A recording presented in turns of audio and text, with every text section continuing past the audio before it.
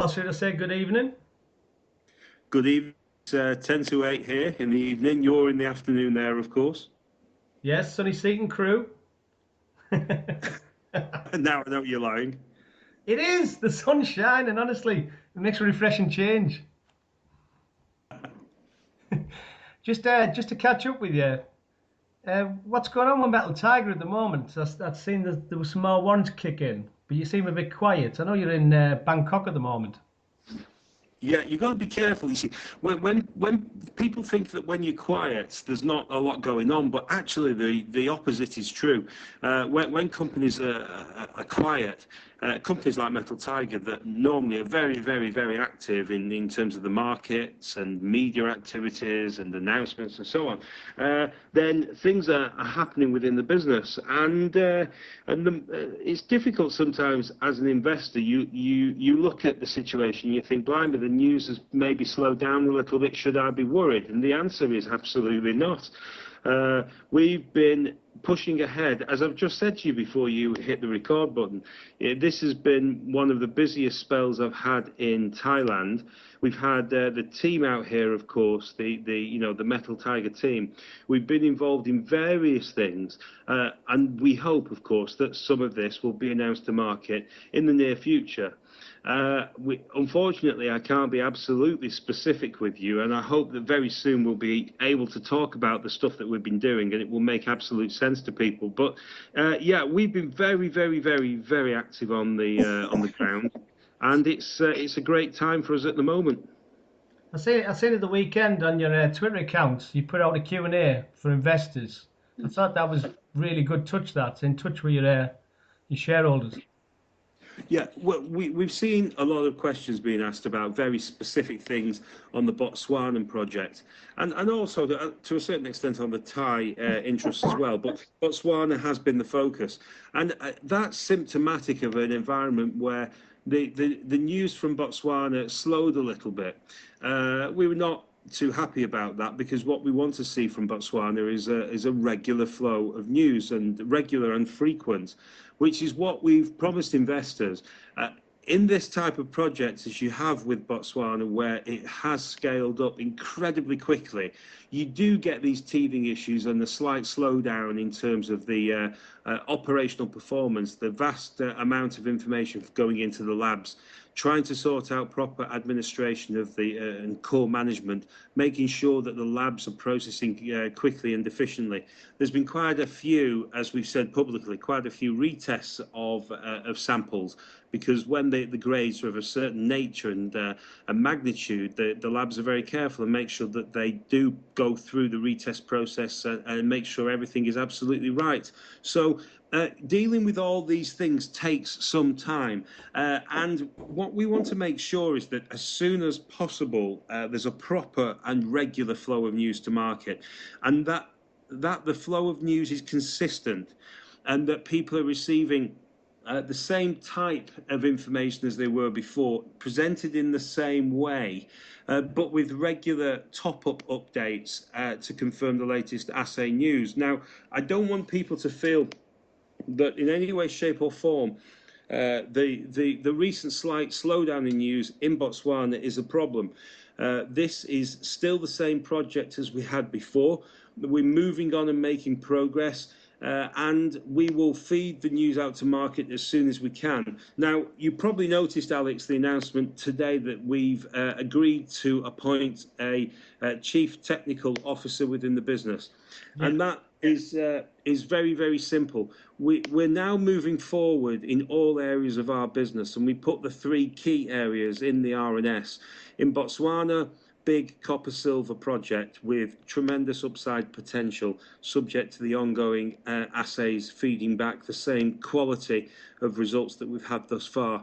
In Thailand, we're moving forward in the ways that we've announced to market in the past and making progress there.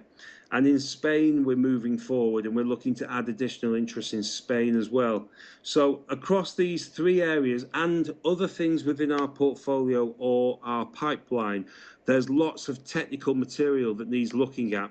And as we've grown in size and the projects that we have grown in number and also in terms of complexity for each one, we now need to have a proper technical person to spend their time looking at all of our information, making sure all of our projects are moving forward in the right way, at the right pace, and really make sure that we capture the value for investors across all of our activities. We're pretty good at keeping a tremendous work rate up within the business, but now we need some serious help to increase the technical input to what we're doing, to make sure that everyone is really on the same message across our portfolio. We know exactly what's going on. We push people in the right way where it's necessary to push them. And we make sure that our shareholders' interests are protected by having in Metal Tiger the very best capable people with the time. That's the key thing, the time to look at everything in proper detail. It's good, like you said, that's a good idea actually. Somebody to correlate the information to put it out to the markets or wherever. But because you guys, I know myself, when you're on the ground, you don't have time to keep looking back the way. No, where we came from was a small investing company in natural resources. We split the company into two divisions, asset trading and metal projects. Asset trading is doing tremendously well, making really good returns for the business, and recent activities have shown us increase the number of stakes across the resource space on AIM, and that will continue.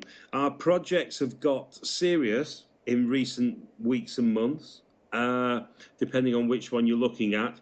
We're about to move into a very, very major growth phase for the business, and we need to have the right people. And you can scrimp and save all the way through, which is what we do, but eventually you need to say to yourself, we need to get the right people in to build our business. We did that in February when we appointed a CFO for the business, Chief Financial Officer. We appointed an institutional liaison manager. We appointed a company secretary. And all these people have added tremendous support, help and value within the business. And now, because our projects are moving to a different level, now we need somebody who understands the technical side of the metal projects division and who can sit on top of everything and make sure it all pushes forward as aggressively as we can make it. So that's the aim there. It's just an indication to people that this business is moving on. And for those people that say, well, you know, Metal Tiger's had a good run and are indicating that it might be the end of the road, I can tell you, we haven't even passed the first kind of service station on the motorway. We are at the start of a process, not the end of a process. So other people can stick their head in the sands and say, blimey, how have Metal Tiger got to this position and must have gone too far? And I'm telling you, on our roadmap, we haven't even started. But like you say, the two sides of the division of the company now, and going back from early doors, and we've spoken about before, it's the transformational, really, what you've done. Just going to touch on Botswana. Obviously, you must be governed by Mod Resources. Do you know for the list of information? Yeah, we are and we aren't. We're a 30% holder in the ex-DMI licenses. We are particularly keen to see a regular flow of news to market that's consistent and helpful and informative and reliable and so on. So we're also quite, across our joint venture portfolio, we're also quite aggressive in terms of how we require our partners to behave and how we require them to report to market and behave as we would do, which is make sure the investor base understands what's going on. I've got to be a little bit sympathetic or empathetic with MOD Resources. We always knew these licenses were highly interesting, but the results that have come out from the early exploration work has been exceptional. And it has required a dramatic increase in activity on the ground that was very difficult to see in advance. So for those people getting impatient with MOD, we do understand and we are pushing as hard as we can, and the technical director within our business will help that process tremendously because we can help MOD as well, of course. But we give them a little bit of time and space and let them push this thing forward. Let's sort out the slight interruption that there's been in terms of the flow of assay news, and let's see where this goes, because Botswana is a hugely positive project for us. It's been tremendous thus far, and we think there's a pretty good chance it will continue to deliver. All right, just to spiral away from Metal Tiger at the moment, you had Greatland Gold today. They had an announcement, the Brummis project, the key approval received. Can you comment on that? I can, for obvious reasons, being a director of the business. We were, Stop it. we were, although I tell you what, there's plenty of people out there who know absolutely sweet, you know what about these companies that vocalize their opinions. So you don't have to be a director to be a know-it-all. You only have to look on the Twitter. Anyway, back to the theme. We were delighted last week when we found out, very late last week, we found out about the Brummis situation. Brummis is quite interesting, to say the least. I would urge people to have a look on the Greatland Gold website on the Brummis project and to read the announcement today. And also in the bottom of the announcement today, we put a little note in to link back to a previous announcement on the Brummis project. This is a project that's been carefully studied at surface, and this is probably one of the, if not the key, projects within Greatland Gold. Let's say one of the key projects within Greatland Gold in terms of its prospectivity and potential. It's very, very, very exciting. The drill program that has been kind of announced today is a straightforward 4-hole program straight into the heart of 4 targets for nickel sulfide mineralization. The style, nature, tenor of mineralization that's being sought is quite straightforward in the sense that if the drill confirms mineralization of a sufficient grade, then you move very, very quickly along the road towards having a decent mine prospect in front of you. The cost of doing the drill program is far more modest than people realize. So this isn't Greatland throwing a vast quantity of its cash at bank into the project. Quite the opposite. It's a very modest cost.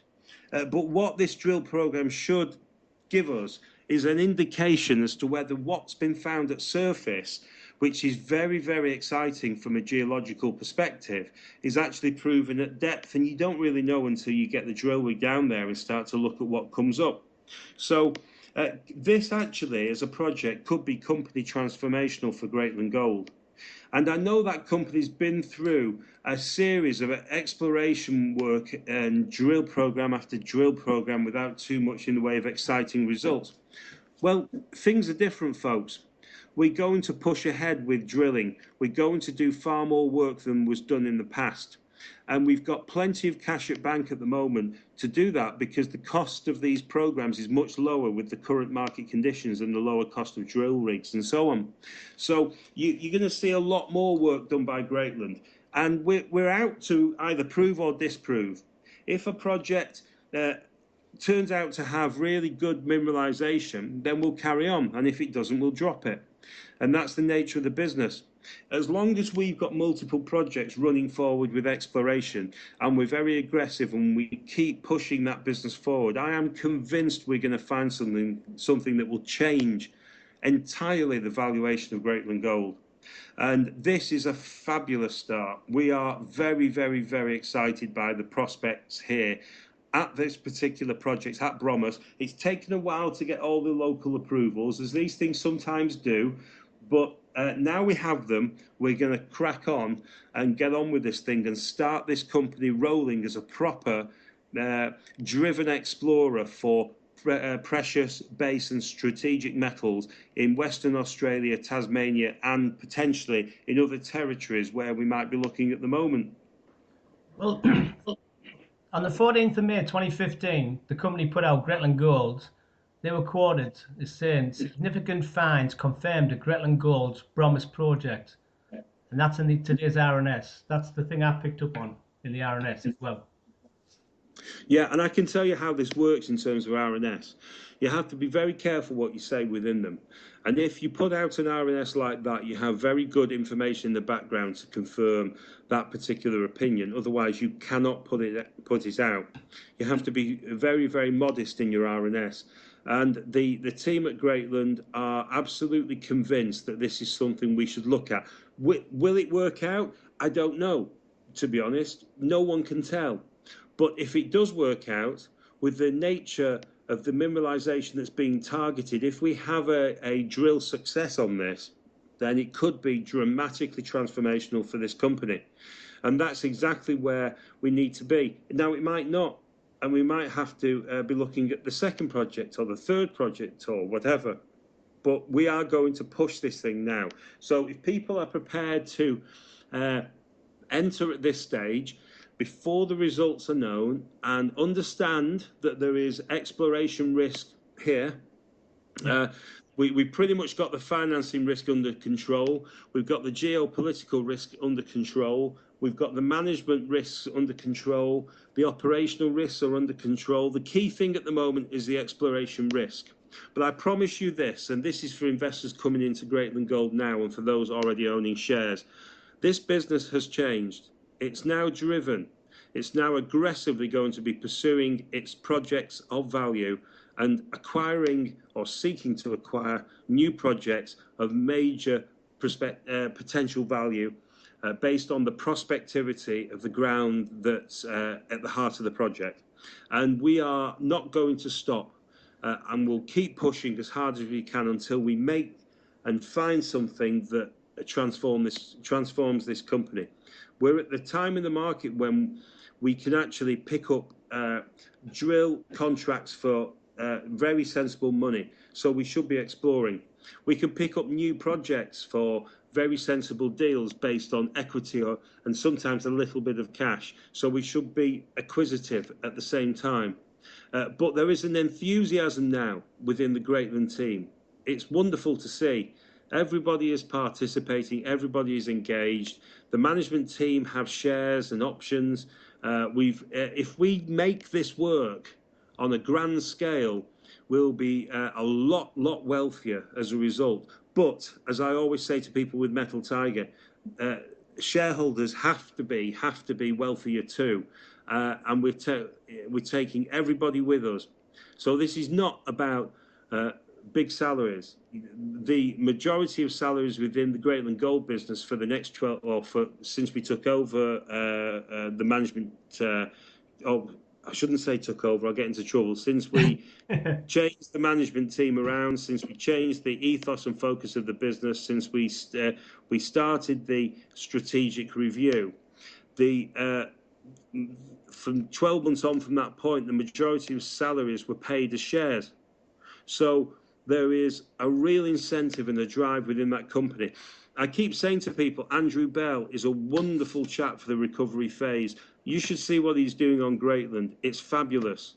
Callum, who has been the brunt of a whole heap of different insults and criticisms and all the rest, and sometimes I can't argue against them, and I'd say that to him now to his face if he were here, but he has come alive.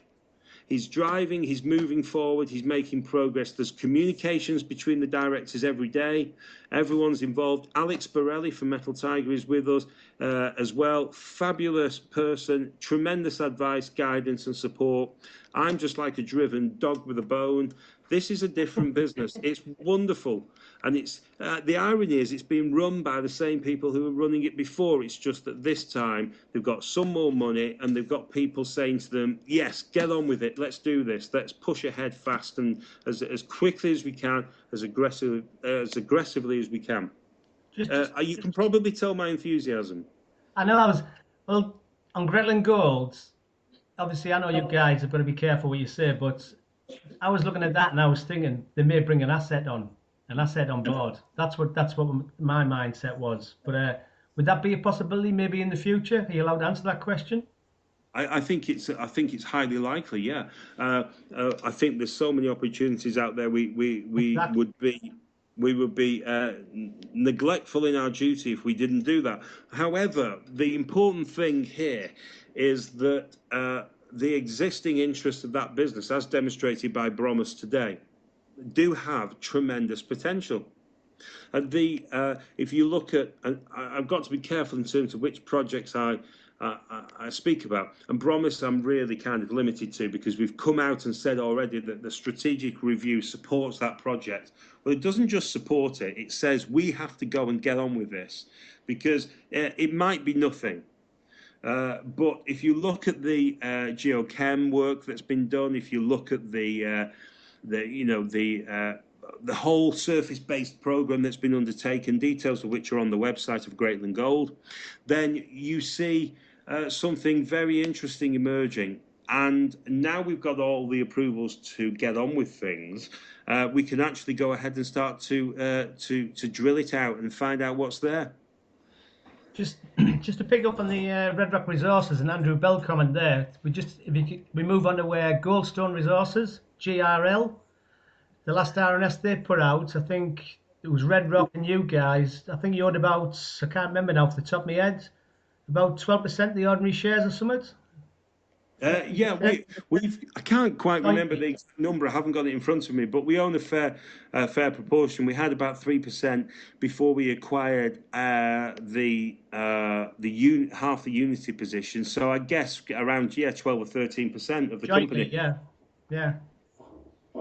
So what do you see happening with Goldstone Resources Limited? Because that's it's got a little bit quiet at the moment, unless I've missed something. It's been quiet for months. Yeah, 28th of April was the last RNS put out. Do you want to say anything? It's been quiet for months. It's been quiet for maybe a year or more. Yeah. And the amazing thing is that an organisation in our space that's driven, that's got enough management time, that's got enough management motivation, that's got a properly working board, that has its shareholders' best interests at heart, that in the last year or so, good Lord, it's been hard work, but blimey, you could progress these companies. Well, what's happened with Goldstone is it's stagnated. It's done very little. And you read some of the announcements that have been made by the company, you would think they were on a kind of death knell, deathbed, desperation, nothing going. Well, this has been a time of opportunity, and I think to these boards and these people, shape up, get on with it, and start working in shareholders' best interests. And the scenario that we've had with GRL has been more than bloody disappointing. It's been absolutely shambolic. This company needs to perform, and it needs to perform for its shareholders, who have been long in the tooth and been holding by this business over a number of years through a terrible market cycle. And you see, this is what worries me about too many directorships, and you get this theme in the marketplace with too many positions being taken. It's really hard to run a limited number of companies very, very well. The amount of time and effort shareholders don't appreciate, and I didn't when I was not involved in companies. I didn't fully grasp this. The time to run a public company is immense. Just to do the legal stuff and the accounting and audit stuff and the regulatory stuff is an incredible amount of time. Now, it helps if you have a really good, supportive set of advisors. That does make the difference. But ultimately, you've got to do an awful lot of work just to keep the company standing still. To then go out and push the company very hard and aggressively it takes even more time. But I view this, I view this as a long-term career. I think we have an opportunity in our cyclical resource space to make a tremendous amount of money for shareholders over the next few years. And I think in the process, we can establish, if we work really hard, some projects that provide livelihoods for tens of thousands of local workers in these countries around the world. I think it's a great moral thing that we do. But I think it's such hard work that if you do it properly, you get burnt out after a few years. So you've got to make it work quickly.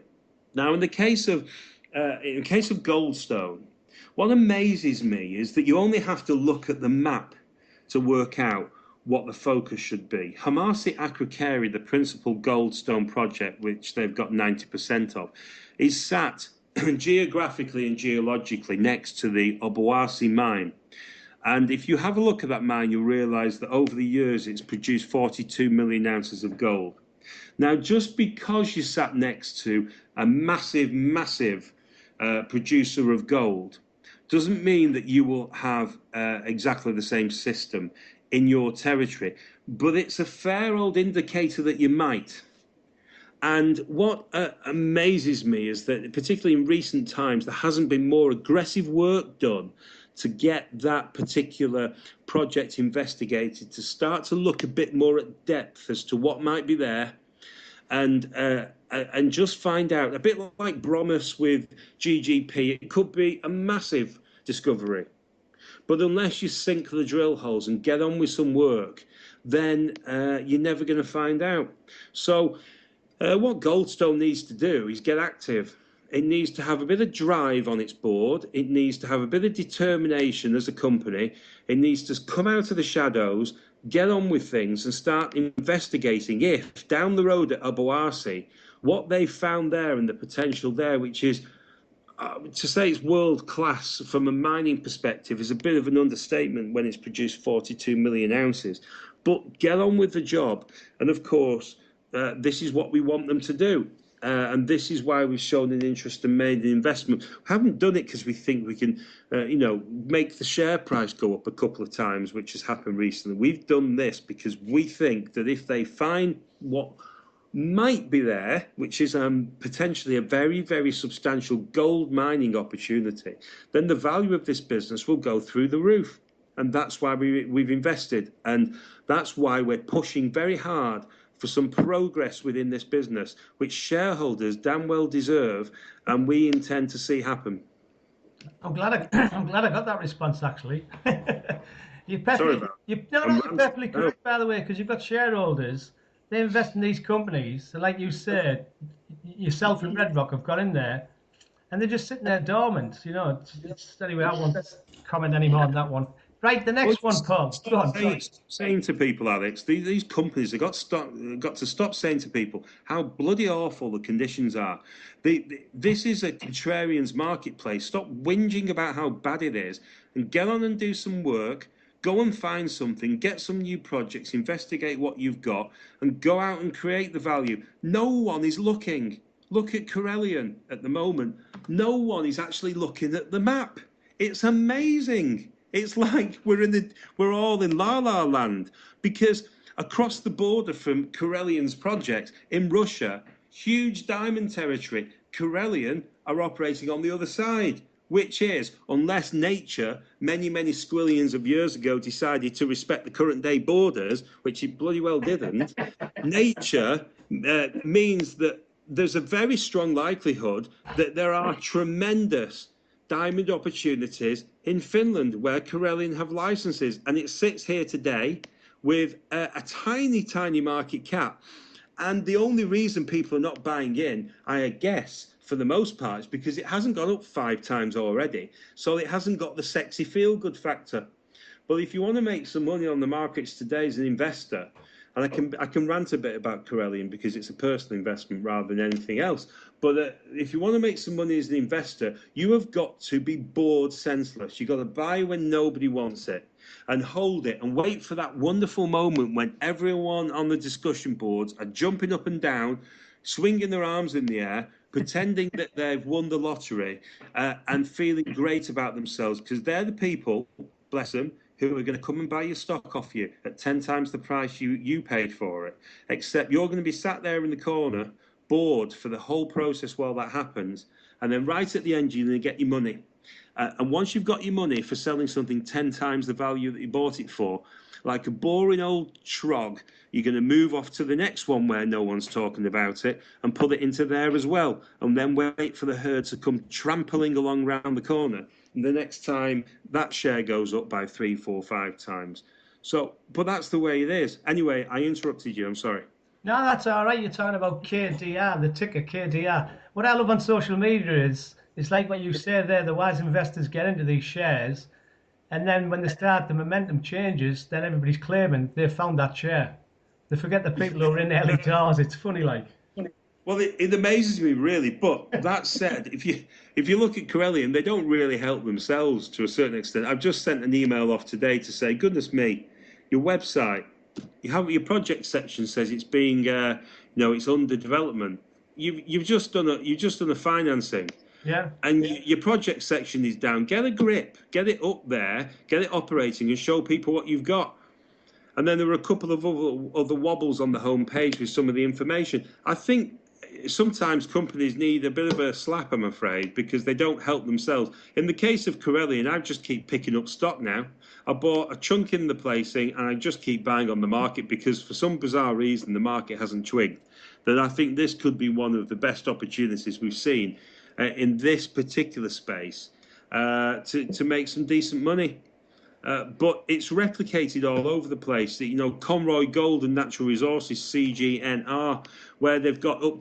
People, maybe they've forgotten, but this is the company that a few years ago launched a conceptual study that demonstrated they had between potentially 15 and 20 million ounces of gold spread across various targets and prospects over a 50-kilometre mineralised system in Ireland. Their main project, Clontarf, has a plus 1 million ounce resource. They only really publicised 600,000 because that's within the mineable resource within their studies for their Clontarf gold mine. But they've recently said they're looking to get around 5 million ounces from their Clontarf and their Clay Lake target project. So this is mega territory. This is just the kind of territory where the majors are looking at the moment. A safe jurisdiction, dramatic upside potential of the projects in terms of ounces, and that's a multi-million ounce targets are exactly what they're looking for. An environment where they can do business. I've been out to CGNR's project. I've been in the field. I've seen the farmers. They're really engaged, desperately trying to get them to push the business forward and to start building mines. You know, this is a great business, and it's valued at next to nothing on the markets. And today it's down at the moment 9% to 25 pence a share. Just nutty, but this is the way we are at the moment. Can I just one question? Do the Metal Tiger team, do you guys, you know, with Terry the chairman, do you get round the table and look at stuff and think, right, this is what we're going to buy into? How does the process work? We basically have board papers that go round. It's a bit difficult to get around the table when someone's in Perth, someone's in Africa, someone's here, and so we do get around the table. We just have done it, but generally speaking, day to day, these opportunities for financings and so on, they come along when they come along, and I send board papers around to everybody, or somebody else might, depending on the circumstances. We examine them, we all form an opinion on them. Generally speaking, we make money, so there isn't too much of a problem with the suggestions that are put forward. There has to be a proper rationale behind each of them, in terms of, you know, the assets of the business, the trading potential, where it sits in the market, share price, where it's been, where it might go to, and we do a kind of miniature analysis. If anyone wants to blackball any investment, we will not do it. You get, as with all organisations, sometimes people are more in agreement than other times, but it doesn't really matter. Generally speaking, we haven't made any material. Well, we haven't made any material mistakes in the scheme of things. But you don't get everything perfect. But we're pretty good. I can tell you, in the case of Ireland, for example, we've got 2 investments there on the markets at the moment, and we're looking at various projects. But on the for the Connemara and the Conroy Gold natural resources investment, there is a great love for Irish projects within our business. And particularly given the size and scale, Connemara is sat next to the Dalradian, or near the Dalradian projects in Ireland. Absolutely wonderful from a geological perspective, and Dalradian keeps coming out with fabulous news on their projects. So Connemara as well needs to be in people's mindset, although I'm not entirely sure what the directors were doing when they set the ticker for that business, which was CON. Although maybe they thought it was it was such a funky name that they get away with it. But it's not a con. It's the company and the people are capable and experienced. Not everybody likes John Teeling. But in fairness, there's quite a few people that don't like me at the moment. I presume because they're short and they're trying to get our share price down. But that's the way it goes with business. But he's a driven character. a very, very positive and enthused character who knows his business. So we're happy to support him in his work in that part of the world. That's Paul Johnson, Metal Tiger, CEO. By the way, thank you for taking the time to talk to us today on LSE Share Talk from Bangkok. It's much appreciated. No, it's an absolute pleasure. I can go and have some dinner now. And the thing is, I just want people to get a bit of research going now, because this is a fabulous sector to be in. Don't be afraid of things at the moment.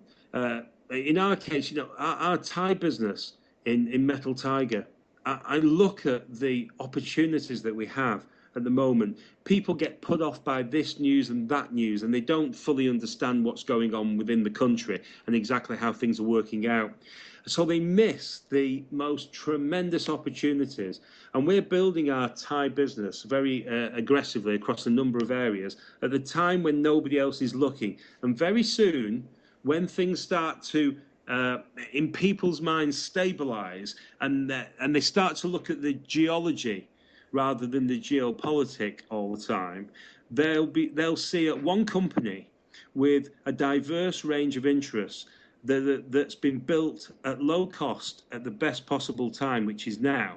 And we will be a hugely attractive business in Thailand. So just do some research. Don't read all the nonsense that you get on the discussion board. Start to do a bit of your own digging around, and you'll find some tremendous opportunities across our marketplace to make a lot of money over the next few years. Don't, you know, it's a tough thing to do to enter into the sector right now, but I'm absolutely convinced, and I put my own money behind it, that this is the very best time to do it. Absolute pleasure, Paul. You're a gentleman. Thanks very much. Speak to you soon.